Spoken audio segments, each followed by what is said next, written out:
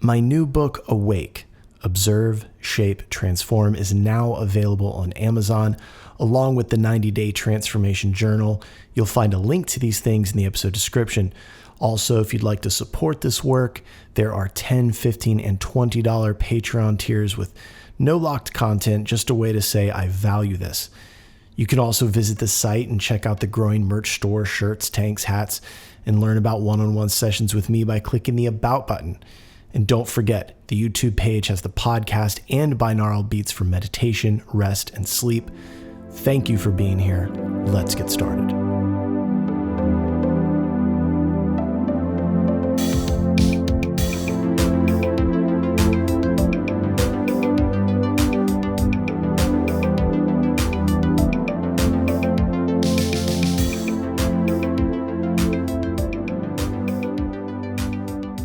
Welcome to the Infinite Spark of Being podcast. My name is Keith Welsh, and this is part 2 of the Ramayana. In the last episode, we explored the Ramayana, how darkness rose through Ravana's arrogance, and how the divine descended to earth as Rama to restore that balance.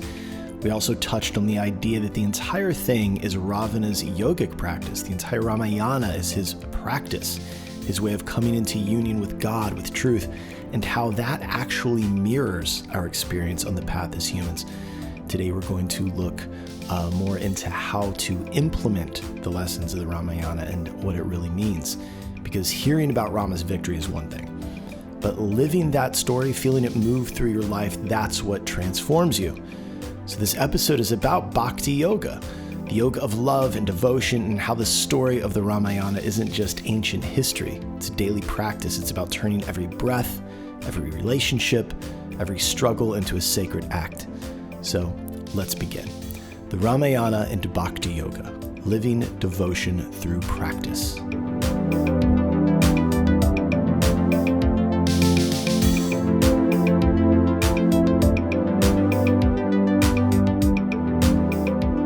When people hear the word devotion, they often think of religion. They think of blind faith or emotional worship.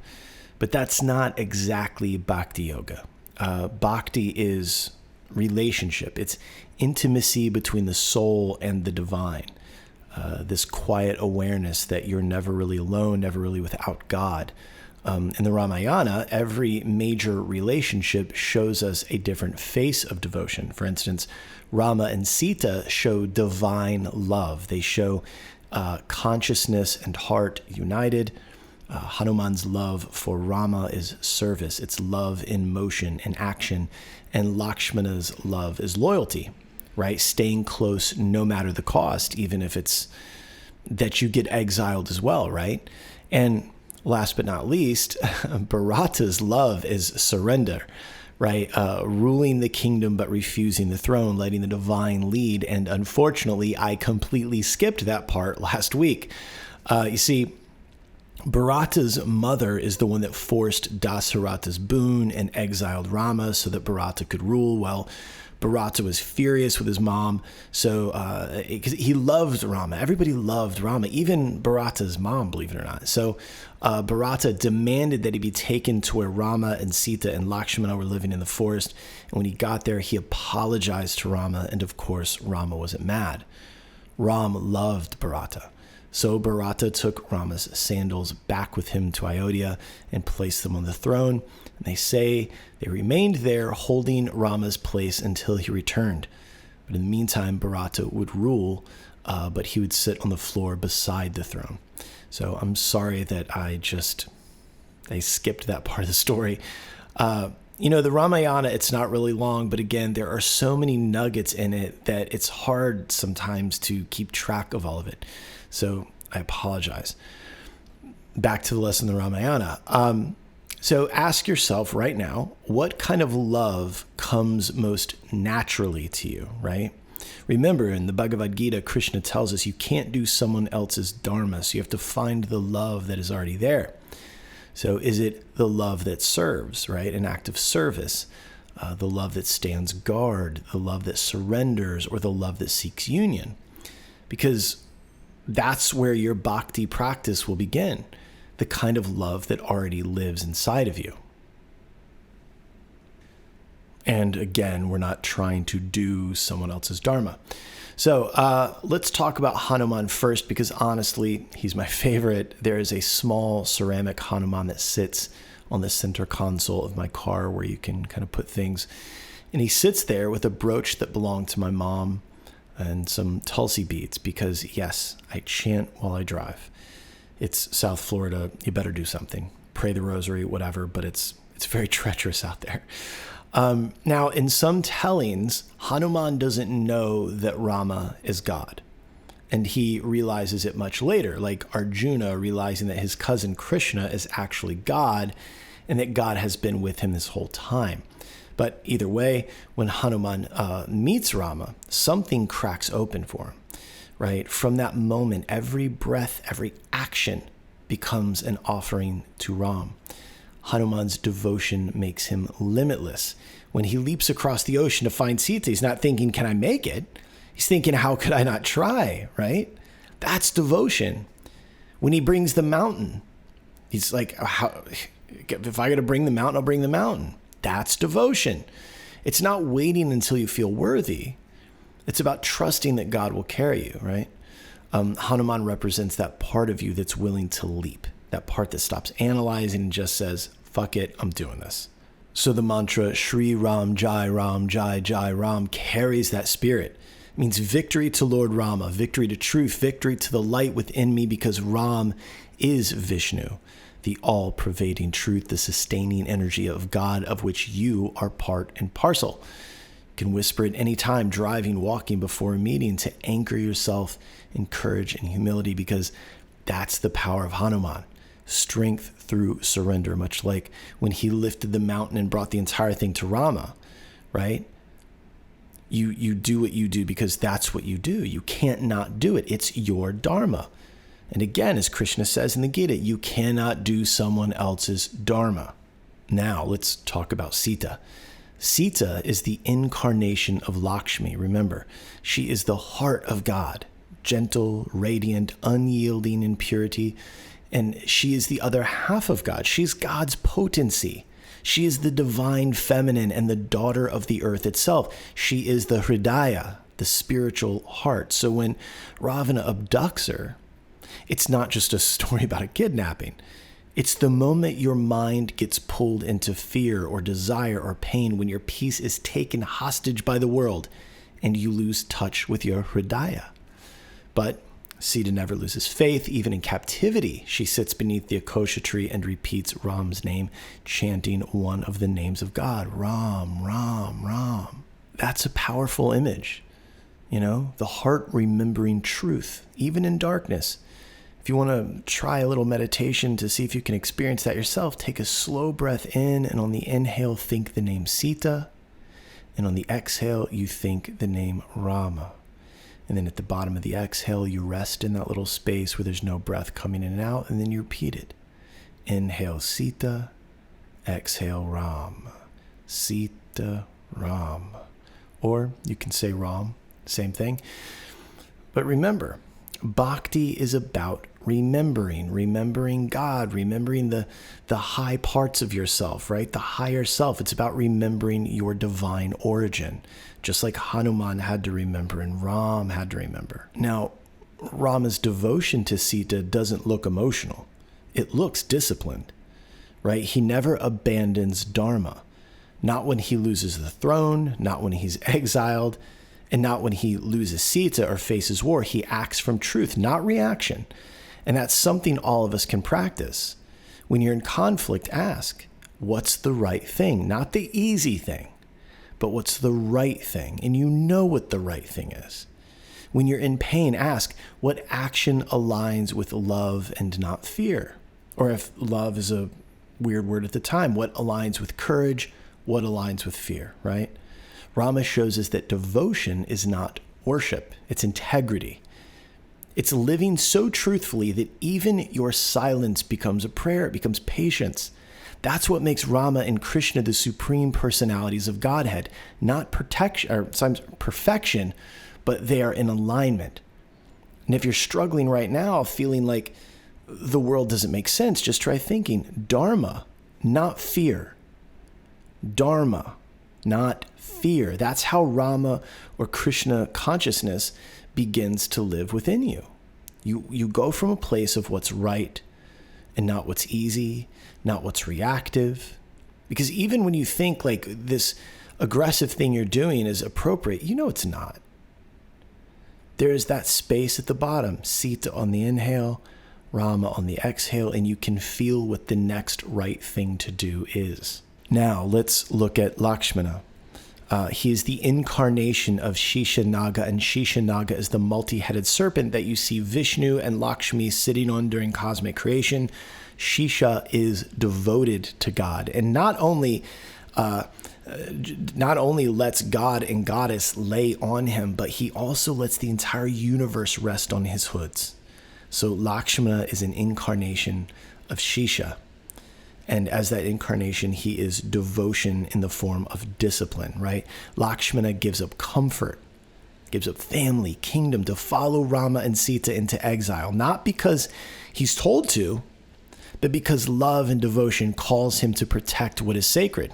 When he draws the circle around Sita, Lakshmana Rekha, he's teaching all of us something very profound, that love needs boundaries, right? There's a part of you that must stand guard at the edge of your peace, saying, not everything gets my heart, not everything gets my mind. It's okay to say no. It's okay to withdraw. Devotion doesn't mean being a doormat. It means protecting what's holy within you so that it can serve clearly, right? Bhakti Yoga is not always this external worship. You have to remember, if you are part and parcel of that thing, you are protecting yourself. You are devoted to your higher self. You're devoted to you. You are devoted to the divine mind. So maybe ask yourself, where do I need to draw a line out of love and not resentment, right? Out of protection and not resentment. That's one of, Lakshmana's lessons. The other lesson is the willingness to go get lost in the forest with God, to let go of what's familiar and comfortable in order to stand with truth. Means sometimes we release an idea, a philosophical point of view that we've been attached to or no longer serves us, even if it means that we are now lost in the unfamiliar forest trying to refigure things out. That's something most people won't do.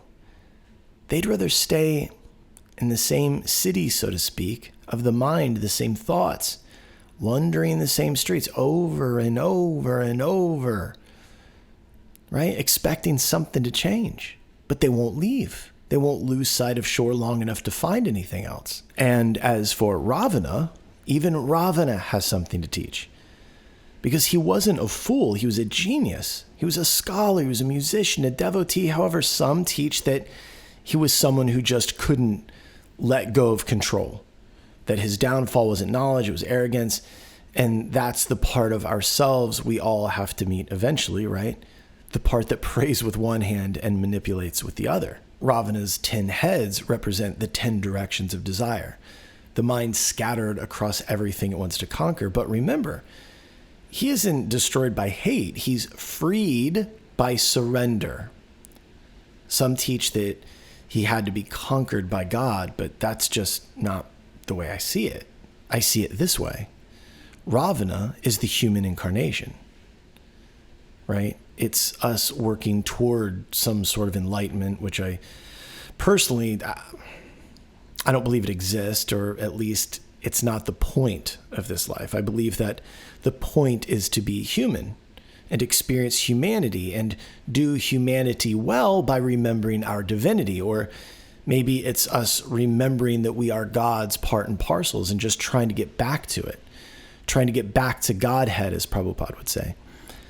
And as we can see in the previous episode, by the letter given to Rama by Ravana, Ravana knew that Rama was God and knew that the only way he could get to God was to steal God's heart, to draw God closer by stealing Sita, and then eventually to let God destroy him. This point of view makes the entire Ramayana Ravana's yogic practice, which could be seen as an allegory for the human birth, meaning, as I said a minute ago, maybe the point is to be human, to live life, and in that living of life, engage with the hridaya, the spiritual heart, in order to draw closer, or to get God to draw closer to you, to get you to draw closer to God. Maybe the spiritual heart is the connection to God, the heart that even in darkness, right, when it's captured by the world, sitting in the acacia grove alone, scared and isolated, is still chanting the names of the Lord. This living life as a spiritual practice, right? This is what is referred to in the Bhagavad Gita as karma yoga, which is at its essence Bhakti Yoga, right? Karma Yoga becomes a Bhakti Yoga. That by being in the world and doing your dharma and being of service and all these things, you are devoted to God. So here's a little reflection. I hope you can't hear that rain too much. So imagine laying each of your heads, right? Like pride is one, anger, fear, greed, and you lay them at the feet of your own higher self. Not killing them, but offering them. That each of your human drives, all of your humanness, becomes an offering to God. Because ego isn't meant to be erased, right? It's meant to bow. Ego being personal importance, personal identity, and reality testing. Maybe our importance, our identity, and our experience of reality is meant to be engaged with in such a way that it becomes an offering to God. Because notice, Ravana made offerings to Brahma, and all he got was power and the material world, so to speak, which I don't think that's what Ravana really wanted. I think he wanted the truth, the ultimate, which he saw wasn't in the world.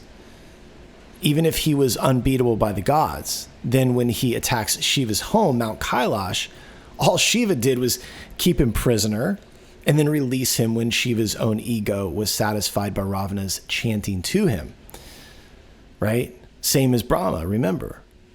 And Shiva also gave him just more of the world. He gave him knowledge of music and the Vedas and all that. But I think that Ravana is just like Nachiketas in the Katha Upanishad.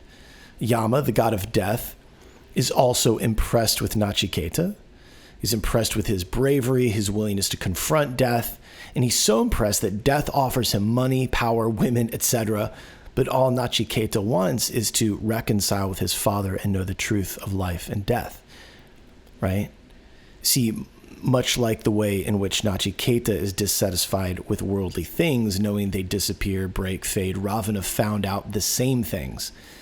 And so begins the process of attempting to merge with the all-pervading one, Vishnu in the form of Rama. Remember, Vish means all-pervading, Nu means the one, the all-pervading one with a capital O. Now let's talk about the bridge, or the stone bridge to Lanka. When Rama and his army built the bridge to Lanka, each stone floated because it was carved with Rama's name. Think about that. Rocks defying the laws of the world, defying the laws of nature, of physics, because they carried the remembrance of God. That's what your daily practice does. Each mantra, each meditation, each prayer, they're all stones in the bridge that you're building between confusion and peace, between humanity and the divine. You're finding your way back to your hridaya by chanting, by praying, by doing these things. You are defying the world by remembering God. And it doesn't happen all at once. You build it day by day, word by word. And more importantly, you do it in the world. You do it in the human birth. That's the higher path, not locking yourself away in some ashram, but you do it in traffic. You do it at work with your family, right? I mean, a lot of people think of spirituality as this way of escaping the world, that somehow you eventually transcend this world and you're no longer dealing with the stuff of being a human. But that's not it. That's not it. Remember, the word spiritual comes from the Latin word spiritus, which means breath, to breathe, the vital source of life itself, or courage. It means to live. And when it comes to bhakti, bhakti isn't about escape at all. It's about equal vision. It's about seeing the spiritual essence in all things. It's about seeing God in everything. It's about understanding that everyone emerges into this reality from the same source as you. In the Bhagavad Gita, Krishna says, "You are all my fragmented parts." Even when Arjuna asks Krishna for mystic vision because he wants to see Krishna in his truest form, in the universal form, he doesn't just see some mystic, beautiful vision. He sees all of it, right? He is in awe and he is terrified. It is a numinous experience. It's beautiful. It's horrible. He sees life. He sees death. In that moment, in that second, in that however long it is, he realizes the immensity of God. It's something that I've challenged people with over the years. If God is omnipresent, then he doesn't stop just shy of the most horrible thing you've done or the most horrible thing you've seen or heard. Because if God does stop just shy of this or that, then you are putting limitations on God. It's interesting to me. I also want to be clear about something else. When I say God, I mean the union of divine masculine and feminine. I mean Rama and Sita, Krishna and Radha, Vishnu and Lakshmi. Not this fragmented Judeo-Christian idea that has, the spirituality, the potency of God removed from it, where God is an angry dad that, for whatever reason, expresses things like jealousy, which is a biological imperative that animals feel when they perceive that their mating options are being affected. That's not God. That's something else. I mean, I understand the anthropomorphization of God, but come on. At least make the story make sense. If we're going to write fiction in order to understand the phenomenon or a phenomenon like God, let's at the very least make it make sense. Make it a story that brings people closer to God, to their source, not something that gets weaponized into legislation that we beat people over the head with. Anyway, I love you. Stay awake. Thank you. If the infinite spark of being has brought you any value, consider supporting the work. And you can do that by checking out Awake and the 90-Day Transformation Journal, both now available on Amazon. The links are in the description. If you want to support this work on a monthly basis, there are $10, $15, and $20 Patreon tiers that have no locked content yet, just support. You can also swing by the website, check out the merch store, learn more about working with me one-on-one, and as always, the YouTube page has full episodes as well as binaural beats to help you with your practice. So I'll see you next week. Thank you, and I love you.